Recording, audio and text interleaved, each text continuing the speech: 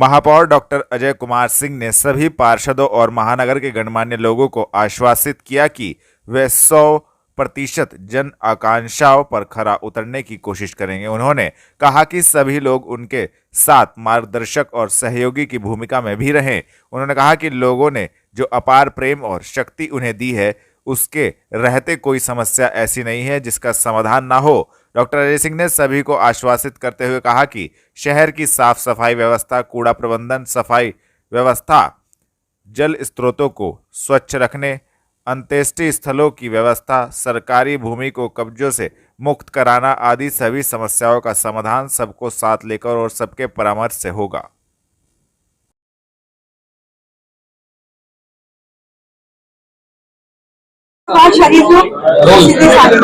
नगर निगम में आज आए हैं, आप पहला दिन है, शुरुआत हुई है, आज किस तरीके से तौर करते रहने वाले हैं?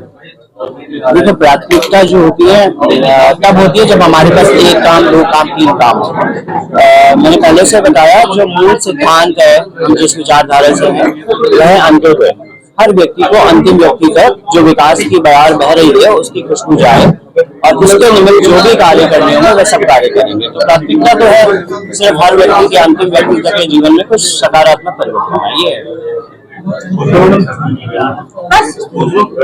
देहरादून रोड पर आर्य जाट समाज कल्याण समिति द्वारा मनाई गई स्वर्गीय चौधरी चरण सिंह की पुण्यतिथि दी जानकारी। आपको बता दें, देहरादून रोड पर आर्य जाट समाज कल्याण समिति द्वारा बड़े ही सादगीपूर्ण तरीके से स्वर्गीय चौधरी चरण सिंह की पुण्यतिथि मनाई गई, जिसमें स्वर्गीय चौधरी चरण सिंह की प्रतिमा की साफ सफाई कर दूध दही से प्रतिमा को स्नान कराया गया और इसके पश्चात हवन यज्ञ आयोजित किया गया।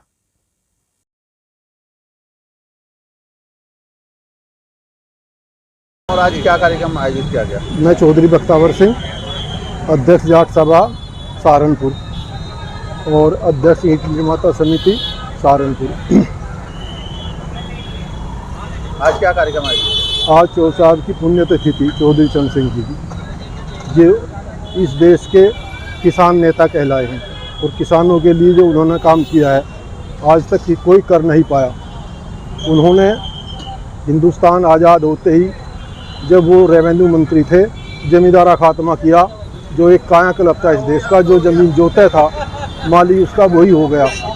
इससे जो दूसरे प्रदेशों में आतंकवाद और दूसरी समस्याएं बढ़ी हैं, जैसे छत्तीसगढ़ में, झारखंड वगैरह में, यहाँ जो ज़मीन जोता था वो मालिक हो गया, तो वो ज़मीन से जुड़ा।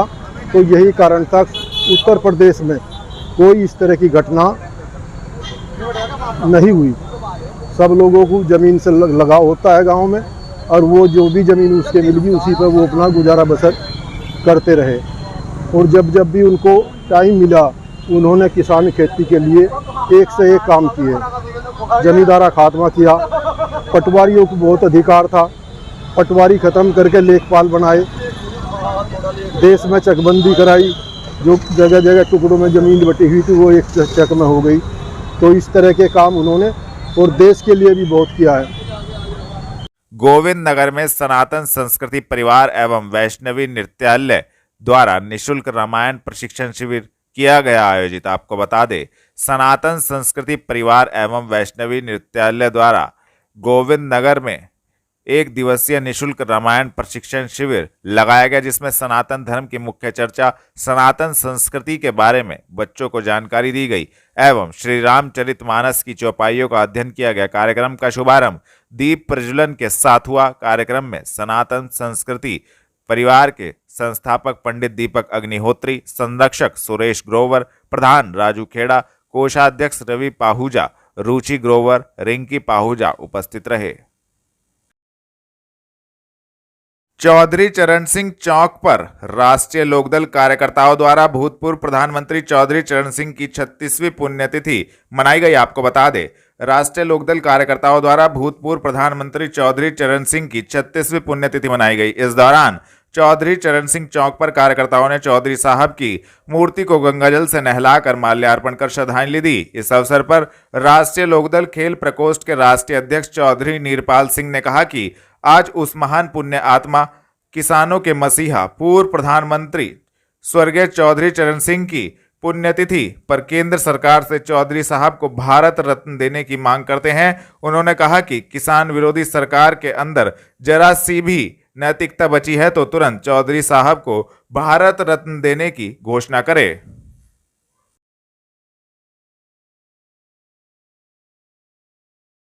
तो ये आज क्या कार्यक्रम आयोजित किया गया? आज हमारे पूजनीय किसानों के मसीहा भूतपूर्व प्रधानमंत्री चौधरी चरण सिंह जी की 36वीं पुण्यतिथि थी और आज हमने उनकी पुण्यतिथि मनाई है यहाँ चौधरी चरण सिंह चौक पर राष्ट्रीय लोकदल के तमाम सब कार्यकर्ताओं ने।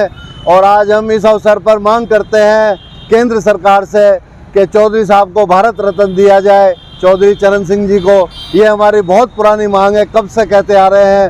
ये किसानों के देवता जिसने किसानों को मान सम्मान स्वाभिमान से जीना सिखाया, आज गुलामी से मुक्ति दिलाई चौधरी चरण सिंह जी ने, जिनको पूरा देश नहीं पूरा विश्व मानता है।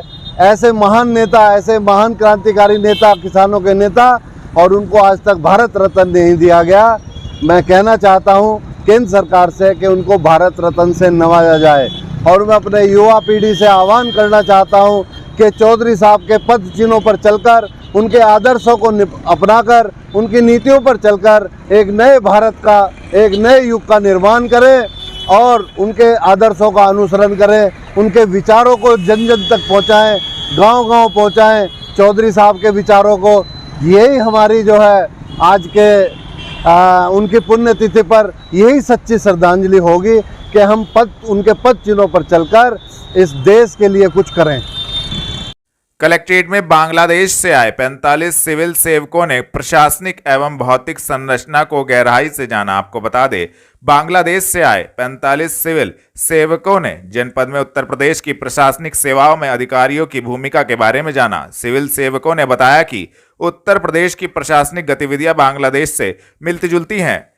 प्रशासनिक अधिकारियों ने बांग्लादेश से आए 45 सिविल सेवकों का प्रशासन की तरफ से स्वागत किया। उन्होंने सिविल सेवकों को सहारनपुर के इतिहास एवं प्रमुख स्थानों के बारे में बताया। साथ ही जनपद की सामाजिक, आर्थिक एवं प्रशासनिक ढांचे के बारे में अवगत कराया। उन्होंने भी बांग्लादेश के प्रशासनिक ढांचे पर विस्तार से चर्चा की तथा तुलनात्मक रूप से पीपीटी के माध्यम से अवलोकन किया। प्रतिनिधिमंडल के सदस्यों ने बांग्लादेश केंद्रीय सरकार, मंडल, जिला, उपजिला, यूनियन काउंसिल, यूनियन ग्रामों में विभाजित है, यह भी बताया। प्रतिनिधिमंडल को जिला पंचायत राज अधिकारी आलोक कुमार शर्मा ने विकास कार्यों के संदर्भ में जानकारी देते हुए बताया कि विकास कार्यों के सफल संचालन के लिए मुख्य विकास कार्यालय होता है। जिले में कानून व्यवस्था विभाग के अधिकारियों में आपसी तालमेल, विकास कार्यों को गति देना, जिले की हर जरूरी गतिविधियों को उच्च अधिकारियों व शासन तक पहुंचाना, आम जनता की समस्याएं सुनकर अधिकारियों के माध्यम से उनका निराकरण करना आदि जिलाधिकारी के मार्गदर्शन में किए जाते हैं।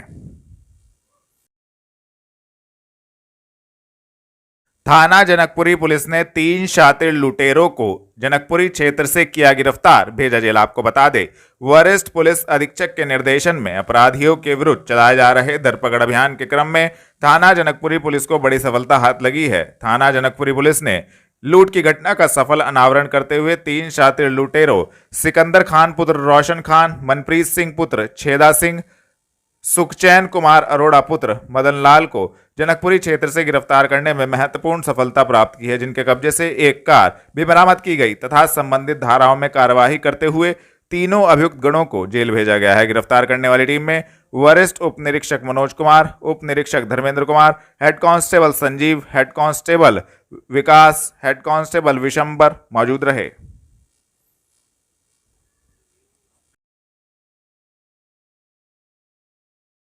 थाना जनकपुरी क्षेत्र के आरटीओ ऑफिस गेट के सामने कार और बस की भिड़ंत, कार में बैठे लोगों को आई मामूली चोट। आपको बता दें, थाना जनकपुरी क्षेत्र के आरटीओ ऑफिस गेट के सामने बस एवं कार की जोरदार टक्कर हो गई, जिससे कार में बैठे लोगों को मामूली चोट आई है। घटनास्थल पर मौजूद लोगों का कहना है कि ओवरटेक करने की वजह से बस और कार में टक्कर हुई। एक बड़ा हादसा होने से बाल बाल टल गया।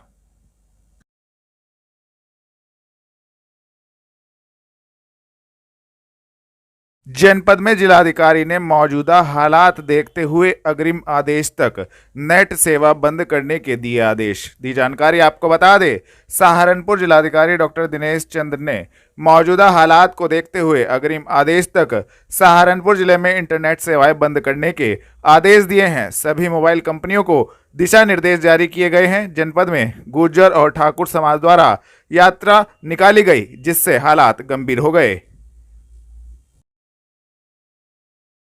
जनपद के नकुड़ क्षेत्र में गुर्जर समाज द्वारा गौरव यात्रा की अनुमति निरस्त होने के बाद पुलिस अलर्ट। एसएसपी ने दी जानकारी आपको बता दें, नकुड़ क्षेत्र में गुर्जर समाज द्वारा गौरव यात्रा की अनुमति निरस्त होने के बाद रात से ही भारी पुलिस बल क्षेत्र में तैनात किया गया है। सुबह से ही मौके पर खुद आला अधिकारी मौजूद हैं। एसएसपी डॉक्टर विपिन ताड़ा ने कहा, कानून व्यवस्था को देखते हुए भारी पुलिस बल तैनात किया गया है। 10 पीएसी पुलिस बल के साथ आसपास के जिलों का पुलिस बल भी तैनात किया गया है और सभी से निवेदन है कि हर रोज की तरह अपनी दिनचर्या करें और अगर जन सामान्य को कोई आपत्तिजनक समस्या आती है तो तुरंत पुलिस को इसकी सूचना दे, कानून का उल्लंघन ना करे, अन्यथा कानून के हिसाब से कार्रवाई की जाएगी। हमें कुछ लोगों की सूचना है कि जो गड़बड़ी फैला सकते हैं और ऐसे लोगों पर हमारी कड़ी नजर है, जिसको लेकर एसएसपी ने संबंधित जानकारी दी।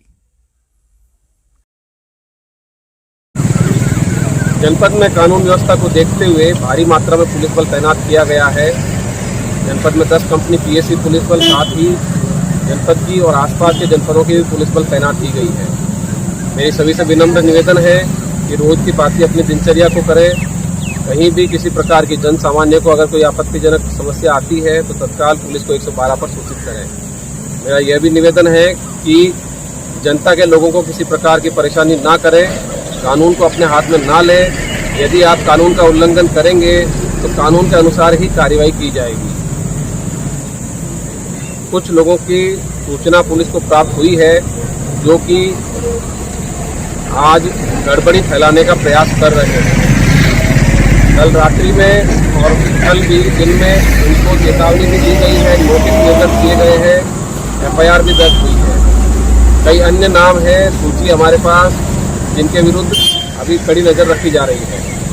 मेरा सभी से निवेदन है, अगर कोई असामाजिक तत्व गड़बड़ी फैलाने के लिए गैर जनपद से आए हैं, गैर प्रांत से आए हैं, ऐसे लोगों को शरण ना दें, क्योंकि उनके द्वारा किए गए कृत्यों में, गलत कार्यों में आपकी भागीदारी होगी और आप भी दोषी पाए जाएंगे। उसमें आपके विरुद्ध भी विधि अनुसार कठोर कार्रवाई इसमें होगी।